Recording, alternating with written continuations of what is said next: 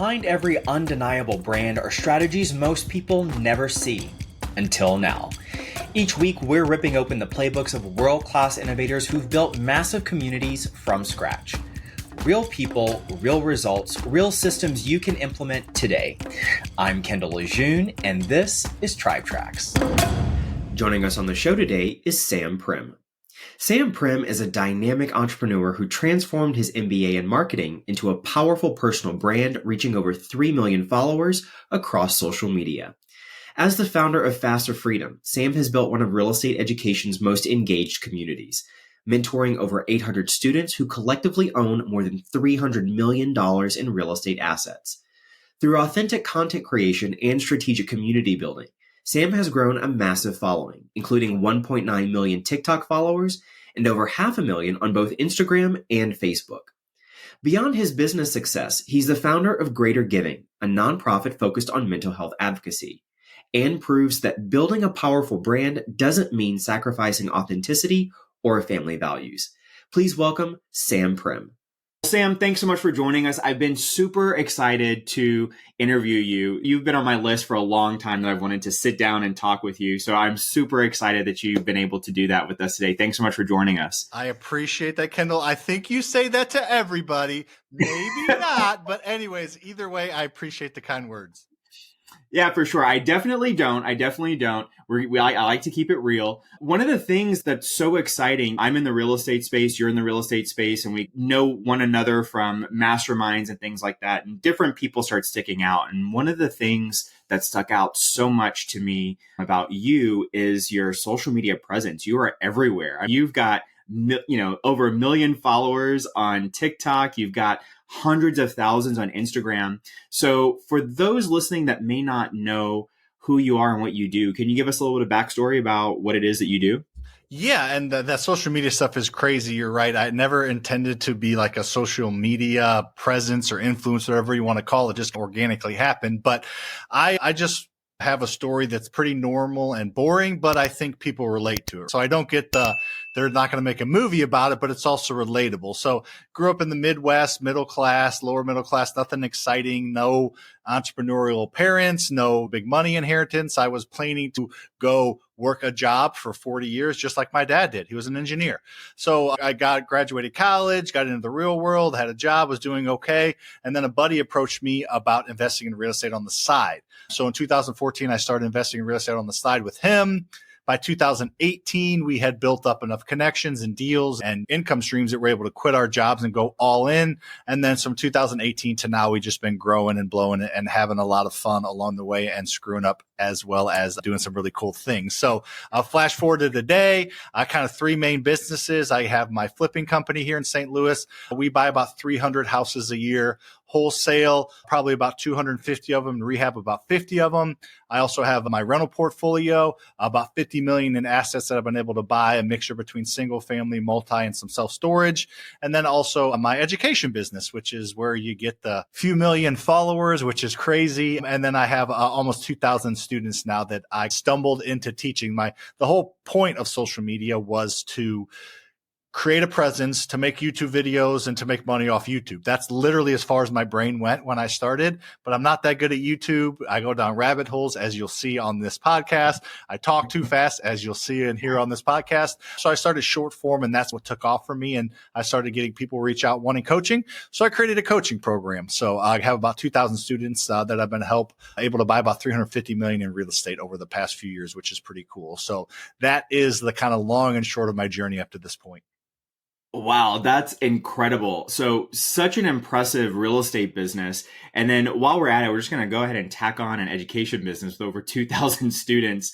So I really resonate with the fact that a lot of your social media presence has grown organically. Can you talk a little bit more about what it is that you first set out to do with that very first piece of content when you put that out? Yeah, for sure. And I feel like I almost know more about social media than real estate at this point, just because growing over 3 million followers is a very intentional thing that was been 4 years in the making and 30 hours a week almost in the making. So I was fortunate enough to have other businesses support me while I grew this and other income streams. But again, the original purpose of social media was I created some YouTube videos and I knew you'd make some money on YouTube. And I'm like, we do a lot of really cool stuff in our businesses. If I can create YouTube videos and give 1 or 2 a week, I can start to make a few $100 a video, just like a rental property. And every YouTube video that goes out there will make money over time and I will create another stream of income. Now, YouTube takes a long time to grow, takes even a long time to monetize, and it just wasn't happening quickly. So TikTok was a thing I heard about. So I started posting on TikTok and I was getting 100 views, 80 views on my YouTube. And I think my 8th TikTok got 100,000 views. And I'm like, wow. Now, granted, their 15-second views are not quite as valuable as a 5-minute YouTube watcher, but they were eyeballs. And then I grew and started to grow from there. So originally it was really just to knock that, to get that YouTube kind of audience over that direction, and kind of turned and morphed into even more, just because I guess I have a little bit more knack for the short form than the long form. Incredible. So what was the purpose of those short form videos? Were they educational? Were they entertainment? Were they just having fun? What did those initial pieces of content look like? Yeah, it's all been educational, which is cool. You attract the right audience, but it's hard to grow. People like to entertainment. They like to see the sports, the comedy acts, the politics, the booty shakings, if you're into that kind of thing. They like to be entertained. And then there's my doofus ass talking about real estate and the Burr method and things. So I had to figure out ways to create hooks and to be engaging and to entertain and teach at the same time, it's a little bit harder to do, but you can connect with the right audience, because most people, not all, most people that are big on social media are actors or comedians or musicians or athletes that take their presence and they put them on an app. Growing from nobody knowing your name outside of your family and friends is a little bit harder, in my opinion. You don't have that baked in audience, that baked in credibility. You have to build it. So that was something that definitely was intentional for me. And it was just trial and error, like anything else, just putting out dozens of videos that one did well. They would get 80 views, 100 views, 600 views, 30 views, 60 views, and go back and looking at the one that got 600 and be like, why did that one do better? Was it the song? Was it the topic? Was it the deliverability? What was it? And just analyzing. You need volume to do that. So I was doing a lot of volume at first, and I still do. But anyways, that was just the original intent. That's incredible. So at the time of today's recording, you have 1.9 million followers on TikTok. So what has that journey been like, starting from a brand new, you mentioned that you had to build it, right? Mm-hmm. So what did that look like in terms of starting with 0 followers to now getting to 1.9 million? Yeah, it's quite the journey. TikTok's a wild west compared to the other apps. It is wild. It just was a consistent thing to where I caught it at a good time. 2020 was good. I like anything else, you wish you got on a little bit earlier, but I did catch it at that first big, like that first huge wave. There was a couple of big waves, like 18, 19, 20. I caught kind of the tailwind of that, and things really tended to take off. And it was the time where virality was becoming a thing. So TikTok real quickly flipped social media on its head. Social media before TikTok was follower or was creator focused. You're not going to see a video from somebody unless you're following them. So you're there for the creator. TikTok flipped it on its head. It's all about content. You can follow somebody and never see their posts if they aren't going viral. So it's all about the virality. It's all about the actual content, which gives the little people a chance, right? I don't need on any other social media app. You weren't getting 100,000 views on your 6th video. No way. No how, nothing. Probably even if you're a celebrity, you wouldn't. But right. With TikTok, it's all about watch time. It's all about engagement. It's all about that specific piece of content. And I learned that, and I rode that wave up, and I would go live a lot. I would go live on my way to work for 30 minutes, 20 minutes. I'd go live with 5 people, 10 people, 30 people, and just answer questions, talk, and just really boots on the ground to grow that connection, because that is the one downside of content-based virality is you're not connecting with that person. You're not probably following them, so you don't know who they are. So I really worked on building that community. And I remember one time I went live in my old studio, my old office, and I went live for 45 minutes. And I gained 14,000 followers in that 45 minutes. I was probably up to several 100,000 at the time. But TikTok used to say, if you're going live, we'll not only put a red circle on your profile, we'll 10x the push of your content. So every time I went live, I studied it and tested it.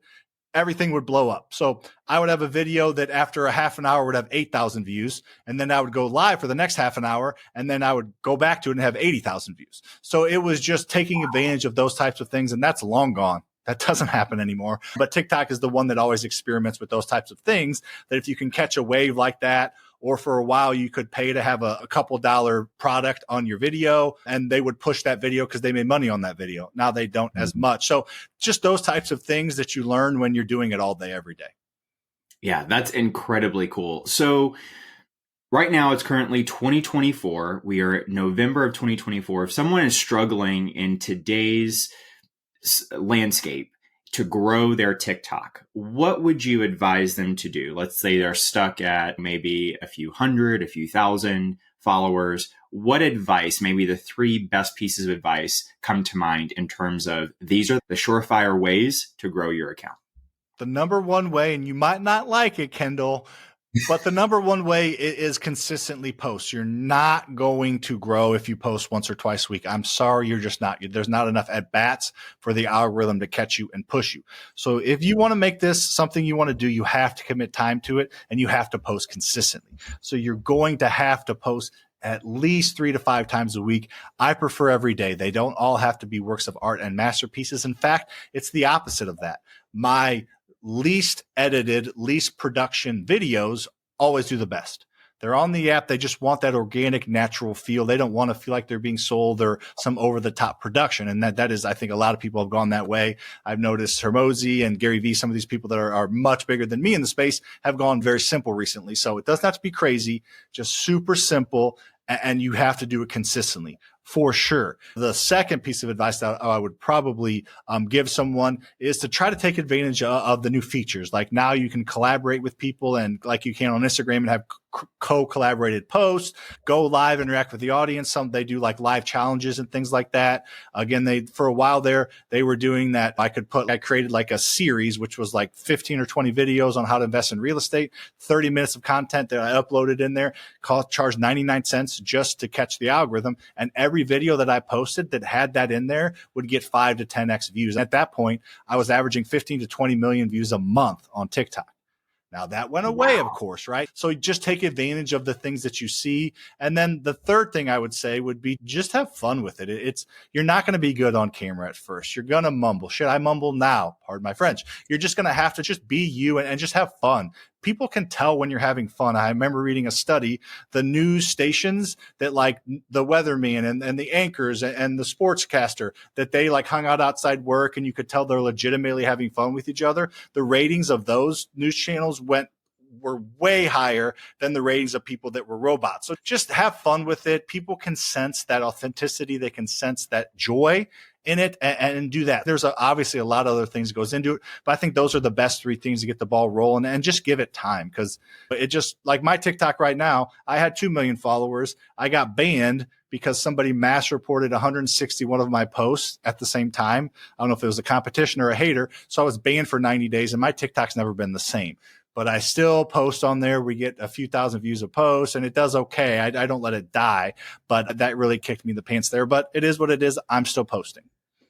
Yeah, that's fantastic advice. Thank you for sharing that with us. So you mentioned content, you mentioned virality. You mentioned as well the non-produced, just authentic, raw videos have been working really well. Can you talk a little bit about your approach to content? There's lots of talk around there has to be several pillars that you have to follow and rotate through. And so what's your approach to content creation?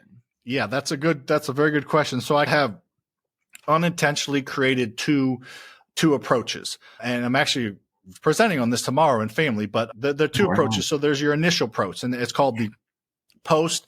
And this is me coining it. It's called the post, analyze, post kind of process. So you have to get volume out. And as I talked about earlier, you just post as much as you can.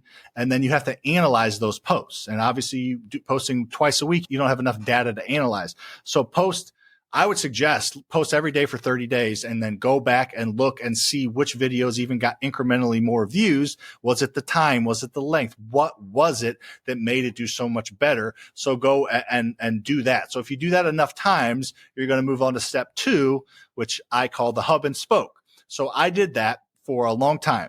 and I have 15 topics that are my hubs that I know will do well.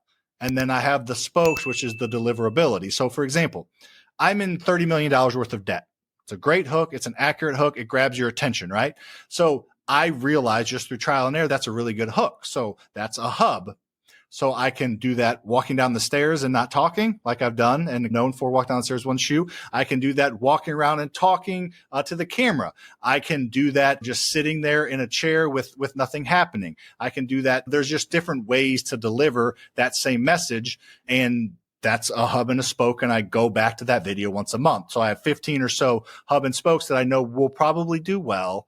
Not always. Sometimes I screw them up like anything else, but going back and doing those so that you can't get to that point where you have your go-tos that work unless you do the post-analyze post. And it's going to take a while to make those. And to get to that point, it just is what it is. It's not something that there's no hack. There's no buying followers. There's no buying views. None of that works. In fact, it hurts you more than it helps you. So you just have to be willing to organically put in the time and effort to get those viral videos. To wrap this long-winded answer up, because you need virality to get followers. You can have, it's like for me, if I get 10 posts, if I get 100 posts to get 10,000 views a post, that's 1 million views. I will not gain one follower. But if I get one video that gets 1 million views, I will probably gain between 5 and 10,000 followers. The algorithm pushes it to your audience and then it stretches it out until it stops getting a certain level of engagement. And the more viral it goes, the more people it reaches. So you're not going to reach new people with a normal video that gets normal views. So you will not gain followers. So you need that virality. And I know everybody wants viral videos, but you have to have that virality to get followers and to get growth. That's why I go back to the only people I see doing this are like me, Mosley, some of those the people that are way bigger than me. But if you create one viral video, don't think you're going to create another one. I think I heard Gary Vee say, you create a viral video, create shirts, make a hat, make a YouTube channel about it, create a TikTok about it, create a broadcast channel about it, create a newsletter around it, obviously tongue in cheek, but go back to that. I'm in this much debt video. I'm not exaggerating. It's got me 50% of my followers because I reuse it every month or so and it's entertaining and the numbers change a little bit as I grow and people just tend to like that topic. It speaks to my core audience. And then if you never heard of me, wait, this clown's in 30 million of debt. Really? Let me hear this story. So it reaches a broader audience. So you're not going to reach those things unless you do that initial analyze post. Yeah, that is so good. So if someone's listening to this and they're like, man, I get what you're saying. I can't imagine as a business owner, like twerking on TikTok or something like that, afraid to show up in content, right? So what advice would you give to those people who are trying to figure out what it is that they can do to actually create the content, how they're showing up in that content? Yeah. So the first thing there is going to be, you're not going to be good at first, like anything else. If you're a car salesman, if you are trying to win business as a landscaper, as you're starting your own landscaping business, you're not going to be good at anything at first. If you never golfed before, I give you a golf club and a ball, you're going to suck. I've golfed a lot and I still suck. So not everything actually works out for you if you try a lot, but it's one of those things, just go have the expectation that you're going to be bad. And the beautiful thing I heard somebody say a few years ago, I forget who, I'd like to give them credit, but if it's bad, nobody's going to see it. It's not going to get views. So who cares? You put out a crappy video, 18 people see it. 18 people saw it and they all probably scrolled past and didn't even see anything besides your initial crappy hook. So just don't worry, get over your ego like anything else and just understand that this takes time and it can be a full-time or at least a part-time job growing an audience because there's so many benefits having an organic audience just from eyeballs to brand credibility to my ads perform better because I have a organic following. And I don't have to pitch on my organic following very often because they follow me and I never pitch them and boom, they see an ad. Oh, I didn't know Sam had a mentorship. Let me hear more about this. I already know and trust him. So there's so many ripple effects to having an organic, legitimate following that knows and trusts you that it is worth all this effort. And it's worth 6 months of not getting views. And it's worth all that if you're willing to stick with it. Like anything else in life and any other type of business, you just have to stick with it. Yeah, that's so good. So you mentioned hook. Do you have a defined sort of roadmap or structure of your videos that you create? So you have the hook and then you've got this and then you've got this. How do you go about thinking about these videos that you're creating? Yeah, so I go back to the hub and spoke quite a bit now, but I'm always, that's 15 posts a month ish, probably 10, more like 10 posts a month of this hub and spoke. So I do 3 posts a day, 2 to 3 posts a day. And I obviously repurpose them across all platforms, mainly some videos and some like kind of motivational quotes and things like that. So 60, 70 posts a month are new or newer concepts. I don't do what most people do. And I could probably be better at this, but I don't do the batch thing. I don't do the scripting thing. I've gotten better at speaking and getting messages across and being concise with things, but I just freewheel it, which probably is not good advice, but I do think it brings some authenticity to it. It does bring some like newer, like different kind of vibes each time. And it's super like up to date. Bringing 3 different outfits to the office and spending 6 hours recording the entire month's worth of content. I know that works for some people and that's how their schedule works and it has its place, but for me, it wouldn't. I just would lose the flow. I like talking about things that I'm currently passionate about or have an idea about. I put out so many videos that are perfect and nobody freaking watches them, even with my following, because so many times I'm like, this is going to be, in fact, I don't even show people my videos anymore. I used to be like, hey, before it goes out, hey, anybody in my office, check this video out. What do you think? Yeah, it's good. This is going to be 5 million views and it literally gets 6,000. I'm like, crap. So anyways, you can't predict things. You don't know what's hot, what's not. The algorithm does have its tendencies and does favor at certain times. I don't think there's really anything as shadow banning. The only people that are shadow banned are the people that probably buy their followers and the algorithm can senses that eventually. So just to answer that question, I wish I had more of a method to that. I do know that hooks are important. If your video doesn't get views, it's 100% because of the hook. If your video gets views, but it dies off, it's probably because you didn't get likes. The algorithms are more complex than just watch time. They take into account likes.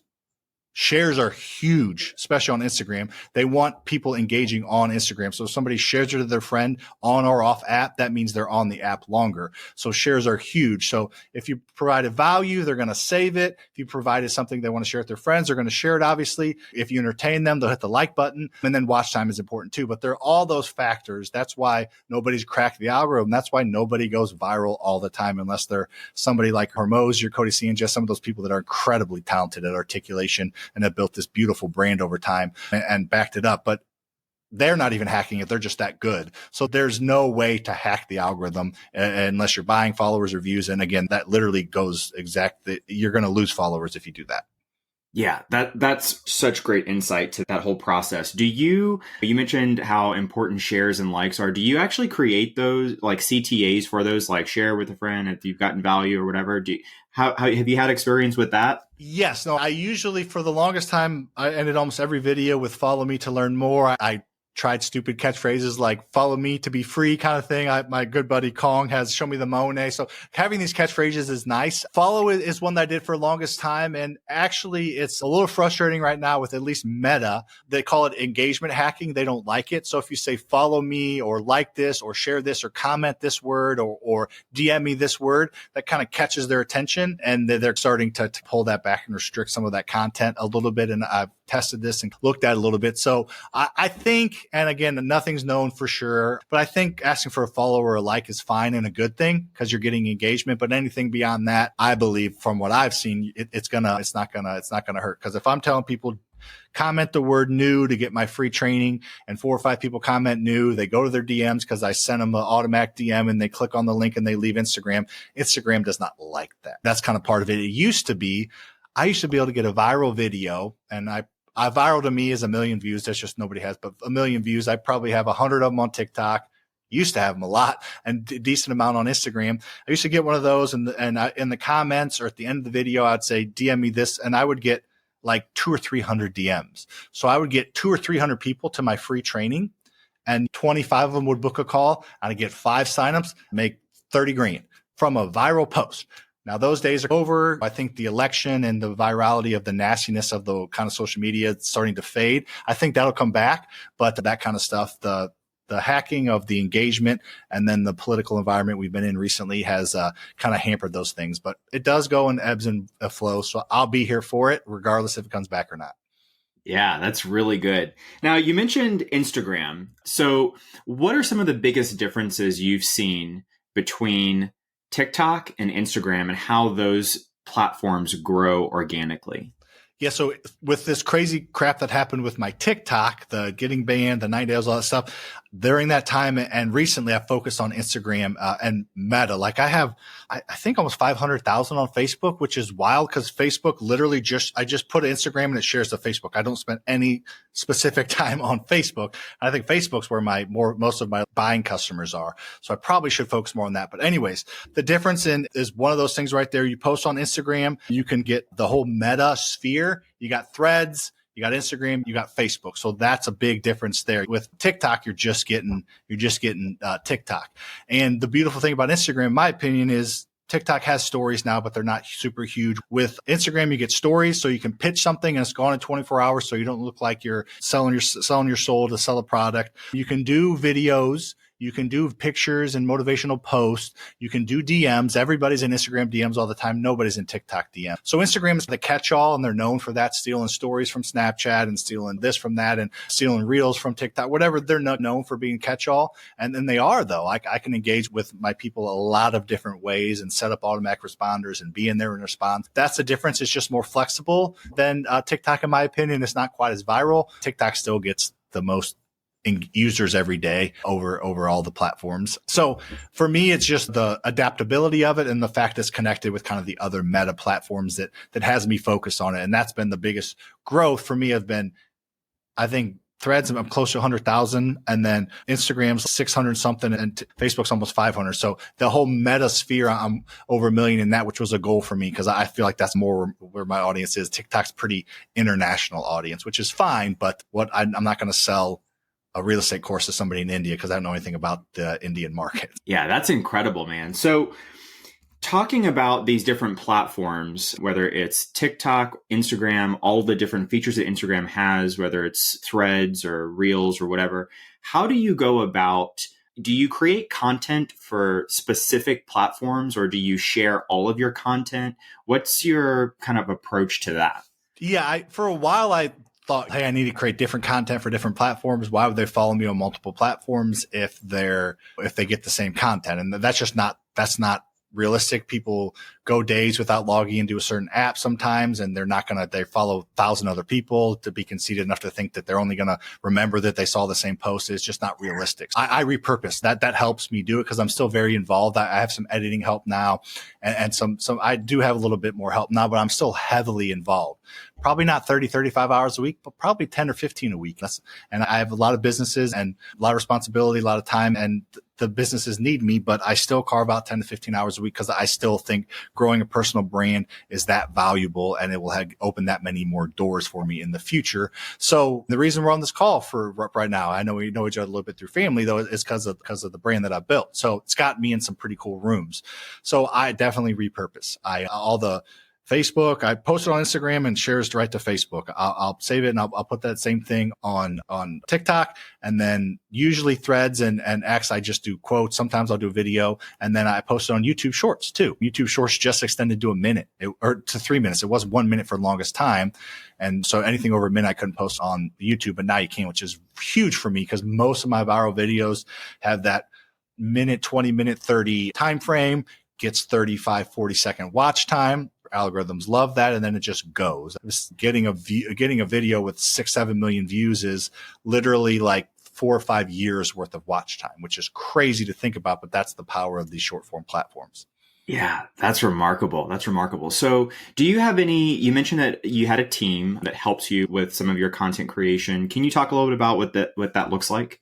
Yeah, I've tried a little bit of everything. So I've had in-house editors. I've hired like a firm to help me that has obviously VAs that edit it and bring it over. And it's pretty funny that I remember I grew the brand myself. So all on my phone, I don't edit YouTube videos, but other than that, I edited everything for the first couple of years. I'm not a good editor, hence the simple style that works. I understand the certain flows of being quick, choppy to the point, cutting out like the spaces in between and where to place things. So I do understand a lot of the nuances, but so I did it all myself for a while, which was great, grew the brand, but then people got to know and trust how I do things and how I edit. And I'm not the best teacher, I guess.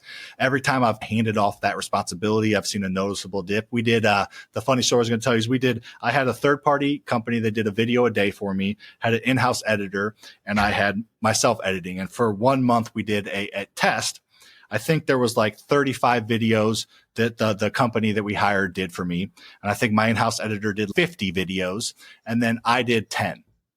And my 10 videos got twice the views that both of their videos combined got. Just because I knew so that's why I was crap. Do I got to get better teaching, or I'll just carve out some time? So now what I've gotten to the point is I do a quote, which I'll throw, like right now, my kind of thought process is on X or Threads, I'll do 2 or 3 like motivational quotes. I'll think of something cool that's worked in the past. In fact, I have a Google spreadsheet of 60 or 70 quotes, and have somebody on my team go how many likes they've gotten. So I know the topics of real estate doubles in value every 15 years. The sooner you buy real estate, the sooner you realize your dreams, like that. And then I take that concept and I'll throw it in chat and ask for some different variations of that. Then I'll throw that on X or Threads. And then that day, the one that gets the most likes, then I'll turn that into a little simple quote in Canva, and I'll put that on Instagram. So that's what I've been doing. That's way faster than a video, way faster than creating and editing. So I finally figured out my new time schedule of 10 to 15 hours a week. I just have strategies that it'd be great to do 3 videos a day like I used to. I just don't have time for that anymore. So I'm making work with the best that I have and not putting out crappy content that somebody else is editing and ideating. And I'm just like a puppet saying what they said to say. That never works. I've tried it. So I'd rather just put out a little bit less and maybe different forms than just go all in on that. Yeah, that's beautiful. I love that. Are you using what you mentioned, ChatGPT, but are you using any other type of tech to help you with this, like maybe like a scheduler or something like that? No, I'm not. So I schedule out a few things. So like schedule out posts on YouTube, schedule out posts on X sometimes. But as far as like Facebook and Instagram go, I don't schedule those out. I don't know if from the slight testing I did, I felt like it hurt my videos just because I feel like scheduling them out, forget when they're out. If something happens and Trump gets elected or something happens in the business world and this tax credit comes through or something, like I want to post that video. I want to catch the time of that right now, right? A huge thing that anybody can do is take a crazy headline, screenshot it and green screen it behind you. Those videos usually perform better because it's just a different look. And I've done times where I've done that right before or after another video that I had scheduled and I didn't want to wait on it, and it eats into each other. And I just feel like I don't know if the algorithms catch it or not, but I tend to I have probably 1 or 2 on my phone, but I tend to keep it, again, very fluid, which is not for everybody, but I keep it super fluid. I got 1 video for this afternoon, the evening, and then tomorrow, I don't have anything in the hopper. I'm going to have to record a video and do a quote and just do it tomorrow and carve out 1 hour tomorrow to get those things done. Yeah, that's really good. So you mentioned personal brand, and you've also mentioned the importance of being intentional. So at what point in your journey of we're putting out some content, we're starting to see some traction on your socials, at what point did you start saying, okay, is my personal brand? And am I speaking to that? How did that come along in your journey? Yeah, it's a good question. So I feel like it organically happened, but I did have a moment. I remember talking about, should I make it Sam Primm brand? This is all Sam Primm stuff, which I probably should have done, but I was like, I don't know. I'm not one of those guys that's going to name Samuel John Primm Jr. I just don't want that, not that attention, but I don't know. It just didn't feel right to me. And then building it around like just a brand was hard to connect with it. People want to connect with a person. So I did the middle ground. Sam Faster Freedom. My brand's Faster Freedom. My name's Sam, but now everybody calls me Sam Faster Freedom. It's not my name. My name is Sam Primm. So anyways, it's funny, unintentional. Maybe it's the right way to do things kind of thing. The brand gets some credibility and Sam gets some credibility, but Sam Primm gets nothing. So anyways, I for a while, I was thinking through that and trying to be a little more intentional. So I've messed with a few different things there. But I remember specifically some videos I did that were a little more personal, got a little bit more inside of me, tended to do better. So then I thought, how can I go about being a little more intentional with this? And how can I go about trying to grow a brand that's a business and a personal brand and leaning into what people wanted? And that was when about 1.5 years ago, I leaned into that normal guy. I'm a normal guy. Like we said, I grew up in the Midwest. Parents, like we talked about at the beginning, dad's an engineer, mom's a teacher. Packed my lunch every day to school to save money. Didn't have the AC on, attic fan to keep 1 pair of tennis shoes a year, like just super ignoring. Didn't have a lot, but didn't want for anything. And that's not like cool or braggy, but it's real. And so many people can relate to that. So as soon as I started just letting people in a little bit, my background, I didn't come from money. I didn't inherit money. I don't have a huge team. It's me being in front of you and being vulnerable. I feel like I made that 1.5 years ago, that intentionality to just let that be. let that soak in, let it do what it does. And that's when things really started to pick up, especially on the meta platform side, which has been my focus a lot of the last year. Yeah, that's fascinating. Just when you were talking about your brand identity, like as you were listing this off, I was thinking, yep, I resonate with that. Oh, I connect with that. I have a story about that. So totally recognize how important that is. So let me ask you this question, Sam. What is your definition of a personal brand? Yeah, I don't know if I've ever been asked that specific question. I think a personal brand is just you, but on somebody else's phone, right? It's just you, but you're at somebody else's disposal to watch, to block, to send hate messages or whatever. It's just you putting yourself out there. And it's not a personal brand unless you're authentic. It's a business brand or just a crappy piece of content if you're not authentic. And that's the biggest thing to me, is that authenticity. And that's what rings true. Again, like mumble, talk a little fast kind of thing, slur a little bit how I do things. And I try to clean that up, but it just is what it is. And that's what I hear like nonstop in the messages I get and in the signups. We got 5 signups a day for my community, and I can pull up my phone. 3 of them, the closers, they were like, yeah, this person been following Sam for a long time. They said how authentic he is. He's not bragging in front of cars or money or he flexes on his assets or his debt, not his liabilities or things that are flashy or fake. And I appreciate that, because that's rare out there. And that just builds that credibility. That's that brand authenticity and that brand awareness. I feel like I got lucky, because that's not the type of person I am. I feel like if I got in social media in 15 or 16, everybody was flexing on stuff and that was normal. I think people got sick of that and they wanted something real. And that's when I entered the picture, and that's all I can be. So there's some luck to this, of course, but I think that authenticity and just putting yourself in somebody else's phone is a personal brand. That makes total sense. So if someone's listening to this and they have been primarily a business brand on social media and they now want to start commoditizing on their personal brand, they want to start building that, but they might be afraid, right? Like I am constantly showing up as business. How do I just start inserting myself? And is this going to be weird? What advice would you have to those people in terms of how they can start implementing more of that personal brand into their content strategy right now? Yeah, I think there's a couple of different ways you can do it. And my business partner, the guy that I started buying real estate with in 2014, I mentioned earlier, he's starting this. So he has like personal stuff. And then I want to start to build the following. He made Lucas Faster Freedom, right? Because we own Faster Freedom together. There's that side of it where you can mix and match a little bit. And he posts personally a little bit and then on the business a little bit. So he's trying to grow 2 separate ones, and he'll kind of co-share some of his stuff, right? Like his personal videos he'll share and try to build up a little bit of both. There's that option. And the other option is just sticking with your business brand, maybe using your face instead of the logo in the profile picture and adding a little bit, maybe, I think mine is Sam Faster Freedom is my handle on Instagram, but underneath it says Sam Primm, right? So you're getting a little bit of both. And then just posting, if you post 5 times a week, do 3 business and 2 personal. And then maybe eventually you do 3 personal and 2 business. So just slowly, because a hard left or a hard right does tend to push people away. You have to slowly sprinkle it in as you go about it. And my most viral videos, my daughters are with me. I have my daughter on my shoulder. We're in $30 million worth of debt. The video I have that Dave Ramsey called me a liar on his show on was my daughter. I'm in $25 million worth of debt. And I had her, I said, we're in $25 million worth of debt. And the next scene was her on my shoulders. It cost me $125,000 a month in mortgage payments. And then I'd hold her on the other hip. Here's the good news though. It allows me to own real estate worth this, and it brings in this much cash flow. So those types of things, I'm bringing my family and personal life into it, as well as talking business. So that's another way to do it. Yeah, I love that. Now, you mentioned your community. Can you talk to us a little bit about what is that? What does that look like? And when did you start that in your process of your journey?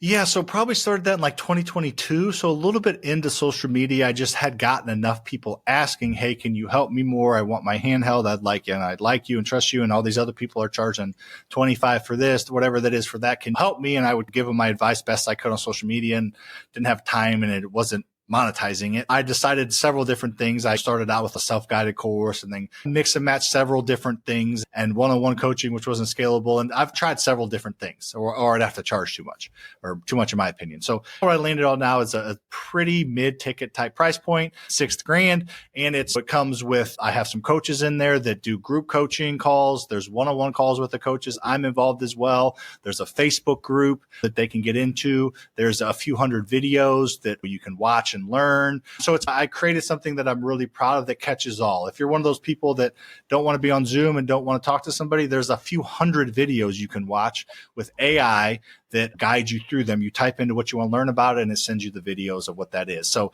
there's that type of style. Then there's one-on-one slots with my coaches. I don't do them, but there's one-on-one slots where they can hop on the call for 15, 20 minutes and go through a deal for those people that need their handheld. Then there's the group coaching to where 7 times a week, there's a coach on an hour-long Zoom with 25 or 30 people masterminding and going through highs and lows and things like that and having accountability. And then, of course, there's a Facebook group where everybody kind of connects and asks questions and interact. So I've almost done the Instagram thing, taken a little bit of every strategy and kind of packaged it together. No matter what your type of style of learning is, we're here for you and we're going to hold you accountable and try to help you. So that's why it's been 2,000, almost 2,000, not quite 2,000, almost 2,000. This style in about 2.5, 3 years has been pretty good, drastic growth. And it's affordable. People see the value. It's not, they're not have to pull out 25 grand. Yeah, that sounds like a remarkably valuable community. So when you set out to build that, what types of things did you have in your mind in terms of this is what I want the community to be? This is what I want people to feel like. These are the types of people that I want in the community. What were some of those initial thoughts around what you envisioned for your community? Yeah, at first it was like that I called it the Live Rental Academy. It was a 10-week course. I taught an hour a week for 10 weeks and that was it. And then off on their own. And then people need more handholding. So then it just organically happened. I remember when I met Pace Morby and he's all about community. He's all about community and growing that community. I'm like, that sounds really good. Let's focus on community. And then I talked to some people who owned and started Fortune Builders and they're all about system, process, McDonald's, repeat the system, buy the franchise and go do it. And I've tried to, again, take a little bit of everything. So we call it a community mentorship and you get our systems and processes, but you also get a community to lean back on again on. Maybe I'm being naive, but trying to take the best of all of them and combine them into one. And it wasn't super intentional. Just, hey, Pace is all about community. That sounds really smart, really good. Nobody can replace that. AI can't replace community feel. So let's do that. But systems also, like I buy 300 houses a year. People would like the system to go do that. So just was a hodgepodge of a mutt, if you will, of different types of ways to teach people. Yeah, no, I think that's fantastic, especially because you're meeting people where they are and what you're fulfilling that need, which is incredible. So in terms of the community engagement component, you mentioned that you had a Facebook group. How do you keep that group active and getting people plugged in and engaging in that particular component of your community? Yes, so there's a main coach of the program. His name is Kayola. He was my first student. He lived in Hawaii, bought during that Live Rental Academy and the follow-ups, he bought like 8 houses in 10 months and he moved his entire family to St. Louis, the paradise of the Pacific and the paradise of the Midwest. St. Louis is not called the paradise of the Midwest, but anyways, it was his entire family in December of 22 out here. And he's super involved. He cares, one of those super caring people that was born to serve. And he's super active in there. So he's posting motivational things and asking questions and getting people to engage. But with 1,900-ish students, and obviously they're not all active, but I just did a post yesterday trying to motivate them and push them and say, finish the year strong, don't wait. And I think like 850 people saw it. So there's close to 1,000 active people in there, maybe more because they don't all log in every day. We post like when the calls are in there, we post motivational quotes and Kiki's in there all the time. Kale, I call him Kiki. And then we have students asking questions all the time. Hey, this is my question, or hey, this is a win. I need to go do it. But if you go to my Instagram, student success is one of those save story buttons. And there's over 200. I have to it takes out the oldest post. There's over 200 posts of people posting about their win, just about my 8th rental, just about my 30th rental. One of our damn students bought 63 rentals since he started 2 years ago and quit his job as a teacher. So there's all these cool success stories that people post about, but then they post about their struggles. So I think it's more about cultivating a community of people that want to share their wins, their struggles, and people that want to help those people. I think it's more about that and just organically goes to the Facebook group. Yeah, that is so good. And you said you mentioned the price point was 6K. Is that 6K a year? No, it's 6K for 6 months. Probably going to raise it soon because we got 5 already today on 8 calls. Love 6K it. for 6 months, and then it's 97 a month after that for as long as you want to go. So obviously if you're the point is to put the money, get in, get committed, and if you're at all getting any value, $97 a month's not nothing, but it's not, and it gives me some reoccurring revenue because I used to do it.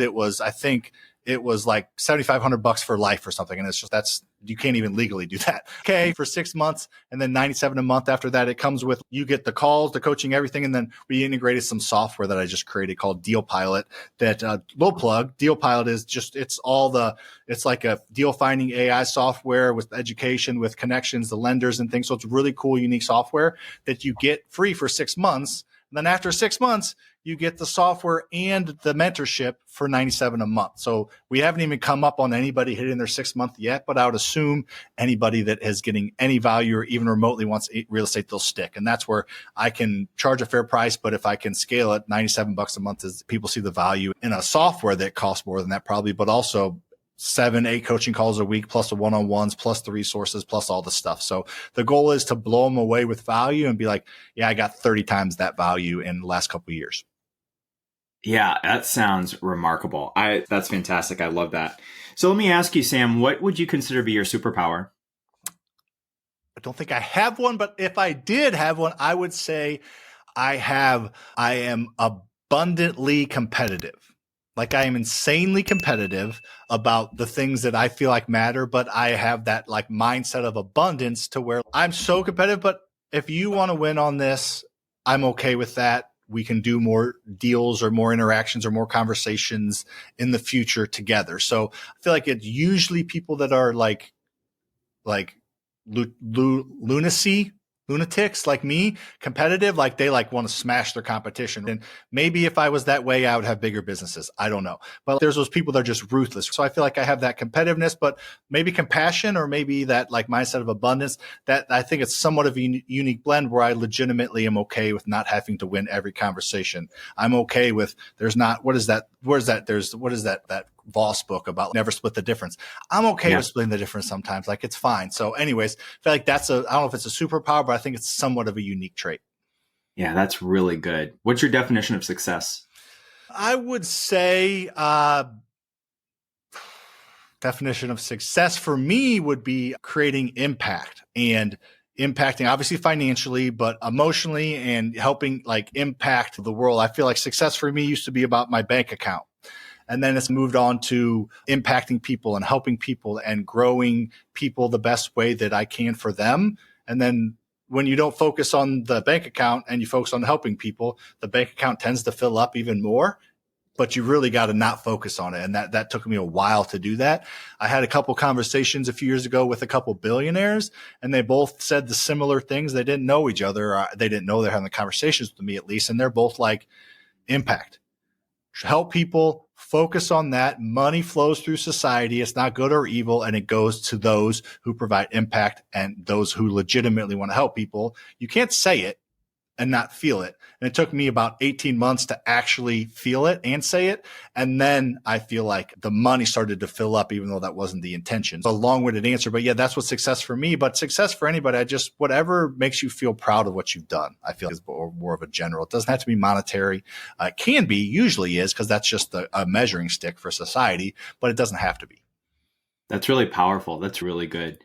So you mentioned that this could be a full-time job, growing your influence, growing your impact socially through social media networks and things like that. What's something that you think not enough people are talking about on that specific topic that we should be talking about right now in terms of growing influence and growing personal brands, growing a tribe? What should we be talking about right now? I feel like the biggest thing people do that they shouldn't is that like you hire that process out. I'm not talking about buying followers, but like if I see it happen all the time, people get to 100,000 followers on some platform on their own, you can tell, and then they either get too busy, get too big of a head, or just get too busy. And that's not they don't do it intentionally. They hire it out and they stop growing. It happens all the time.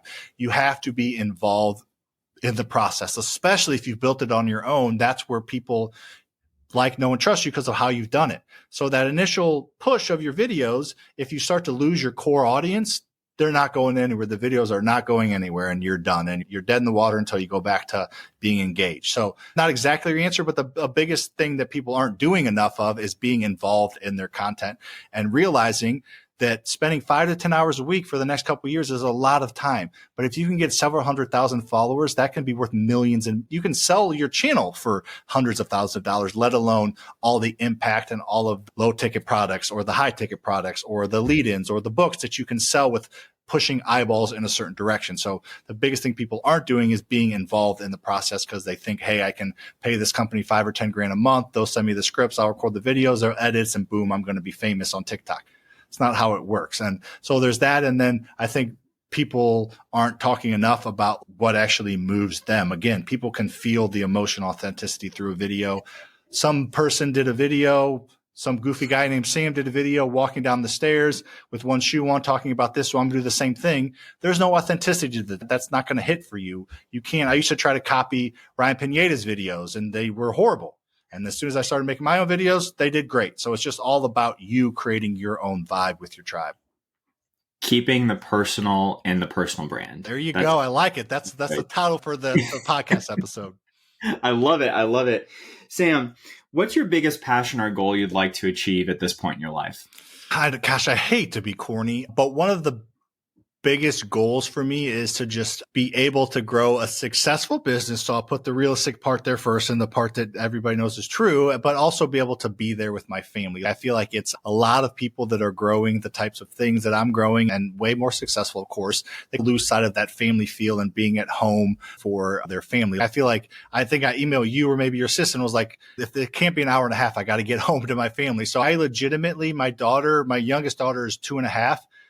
So however many days it is, let's say 1,000 days, whatever that is, I put her to bed 900 days. Like if I'm not out and travel, like I put her to bed, I'm there. I get up within the mornings and my other daughter, depending when they go to bed, I'll put her to bed too. So just being there with my family and not losing that intentionality and making sure that I'm there for them. And the business stuff obviously is great and beat your chest and make the money and do the things. Of course, like I want that. I want to own a private jet. I want to bring an NBA team to St. Louis. I have big goals that require a lot of money, but not losing sight of my family along the way and being there for them and just realizing that's the most important thing because it can be really fun to make good money and do good things and have this net worth and all those things, but they don't really mean a lot if your family's not there. That's right. That's so good. That's so good. And do you have any thought leaders, entrepreneurs, business owners, authors that you really like to follow that kind of make up like the core of your thought processes and impact? To a certain degree, yes. To a certain degree, no. Like there's not anything like I don't need their help and support, but I just do a lot. It's work and family. That's all I do. And if my drive home and my drive to the office and home from the office, I would listen to Colin Cowherd podcast. It's my only time to just zone out on sports and just get that take. And when I'm home, it's family. And then everybody goes to bed or whatever happens and I'm working. I like to work. I work 75 hours a week. I don't have to, but I do. If I didn't have a family, I'd work 100 hours a week. I enjoy it that much. I get that much of my cup filled from my family and my work that I don't need these expensive habits or these expensive cars or these vacations or anything like that. I get enough out of that. For me, yeah, it's one of those things where I do. Hormozi is obviously brilliant in his articulation and his brand's blown up faster than anybody's, I believe, in the past several years, as far as if you're not Ronaldo or somebody like that again comes from so people like him. And then I've become friends with people like Pace Morby, things like that. It's great to get their takes on things. I will voice message a few times a month and shoot stuff back and forth. He's been out to my office. So those kind of people, but I just don't feel like I have enough time to dedicate to getting super involved with this or that person. But in general, we love reading books. We read my leadership team of my 3 companies and my financial leader. We all meet every Monday morning and we read a book and we read a chapter and we have a book club at the end of each meeting just to talk about life or success or business. So I do read books, but not as much as I used to. And I don't connect with a ton of people again, because I just don't feel like I have a ton of time for that. And I do want some chill out time. Yeah, I totally get that. Sam, I want to thank you so much for being so generous with your knowledge and your time, your information. How can we give back to you right now? What types of connections or resources are you currently looking for? Yeah. Just any connections you have with anybody that is looking to provide value and legitimately wants to help people. Cause unfortunately for us, the space is but there's a decent amount of, fake gurus in the space that are not providing value and flexing on things that they shouldn't be flexing on. So any connections there, and then just, getting this out. I don't need a ton. I appreciate everything you've done. I'm sure we'll connect more after this podcast now that we got to know each other a little bit, but anybody listening, just shoot me a follow. Just look up Sam Primm on whatever social media platform you're on. I'm probably there. Go to the one with the blue check mark. There are tens of thousands of scam accounts of mine that will try to steal your crypto. I promise I will not. Create an account with 8 followers that only has a few posts and ask you for your crypto. I promise. So follow me, only the blue checkmark ones, and then interact and have fun. And I do have a book called Own Your Freedom, so you can check that out on Amazon. But other than that, I don't need a whole ton of plugs here. Reach out to me on Instagram if you want to chat. I'm the one that answers my DMs. Sometimes it takes me a day or two to get back, but I'm in there.